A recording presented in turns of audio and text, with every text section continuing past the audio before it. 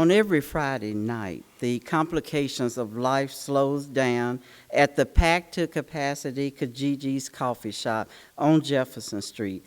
Poetry turned the stressful juggling of business, family, health, dating, and everyday struggles into a magical place where words and feelings sprung uninhibited in the heart. I was known as the queen of Nashville poetry. I pictured myself becoming the next Maya Angelou, and the event I hosted was an oasis to poets and poetry lovers to escape the daily grind. But now the deafening roar inside me drowned everything out. You see, I was a single mom with one teenage child and not one but two jobs, just trying to keep ahead of the bill collectors and food on the table. I also had some other health challenges, such as diabetes and hypertension, but they were under control because I had a decent job with decent insurance, and I went to the doctor a lot. In fact, in my mind, I was doing everything right considering what I had to work with. I was going to the doctor, getting my checkups, PAPs, and breast exams. I should have been okay, right? Boy, did life have a bomb to drop on me. So you guessed it. During this perfect storm of life's work, complications, joys, and sorrows, along comes cervical cancer. And it knocked me completely off my feet and put a spin on everything that I thought I had going on. Cervical cancer trumped all of that. At times, it still seems so unreal that I would have a story to tell like this. I'm not saying that I thought myself too good to get cancer, but I had so many other things going on in my life that surely cancer would not become one of those things. That first moment in the doctor's office after the exam, when he told me to go back and wait in his office instead of going home like normal, I knew something was wrong. And I had the most sinking feeling in the pit of my stomach. And as time ticked by, I waited for the doctor to come and talk to me. My stomach and my mind began a battle with one another as to which could make me more afraid than I was. My mind won. I started imagining the most awful outcomes from this life-challenging and changing visit. Cancer was going to teach me a very valuable lesson that it did not care what other things I had going on in my life. My first reaction on hearing I had stage 2 cervical cancer was fear. The fear was so deep and bone-chilling that it took my breath away. I grew up, you see, in a home where it was believed that when you got the big C, your life was practically over, and you were on your way out of this world. My next reaction was anger. Boy, was I angry. I was angry with man and God. How could this happen to me when I had so much other stuff going on in my life? Not to mention my child that I was trying to raise into adulthood. And I was going to be the next Maya. But cancer did not care. Give me a break, my mind screamed. I did not have time to go to 28 days of treatments and be off work as well as going into the hospital, not once but twice, and having to stay 3 days each to have radioactive rods placed in my vagina and to be cut off from those I loved. I was not ready to be weak and sick. I had so much to do, bills to pay, life to be lived. But cancer did not care.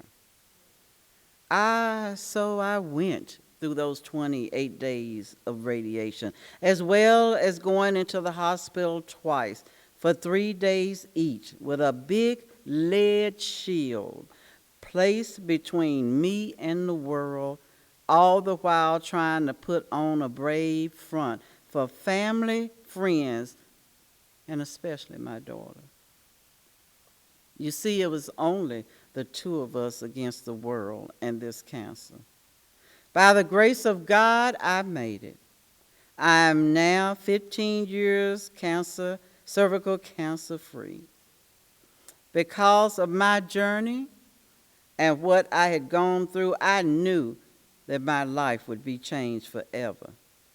I had to find ways to try and give back and to spare other women the difficult road that I found myself traveling. So I founded the Cervical Cancer Coalition of Tennessee to hopefully offer a voice to those who hesitated to speak. Also, I was told that cervical cancer had a higher mortality rate in African American women, which means we are more likely to die from this very curable illness. So on hearing this, it really drove me to try and help women with information and support concerning cervical cancer. I vowed to tell my story in as many venues as possible that have women attending, such as Survivorville and their My Second Act presentation, as well as the nonprofit I founded to encourage women to take better care of themselves and get their Pap test. I still dream of the day when I'm able to also help them with some of the costs associated with the disease. Cancer can be very expensive, even with insurance. And when HPV came on the scene and we found that cervical cancer can be transmitted from a sexually transmitted virus called the human papilloma virus, or HPV, plus the passing of the Affordable Care Act, which provided fresh opportunities to make headway with HPV immunizations and cervical care, my message took on an even more urgent calling. Has it been easy? No. The story and the struggle is still ongoing. I find myself at 60 years of age with some challenging circumstances, but I cannot let that stop me from spreading hope and encouragement. It has not been easy, but it has been rewarding. I have made a difference in a lot of women's lives that have reached out to me for help and understanding. However, many women are still out there and need to know that cervical cancer is not a death sentence. They can survive and have full and happy lives. I estimate that going out to health events and conventions such as Survivorville and My Second Act story that I have touched over 1,000 women or more, and hopefully have given them hope and peace concerning their journey. I've also started on a book called The Day My Vagina Tried to Kill Me. Yes, as good as I was to that, putting on cotton and silk and everything, just go figure. But this book is about my story and my cervical cancer journey.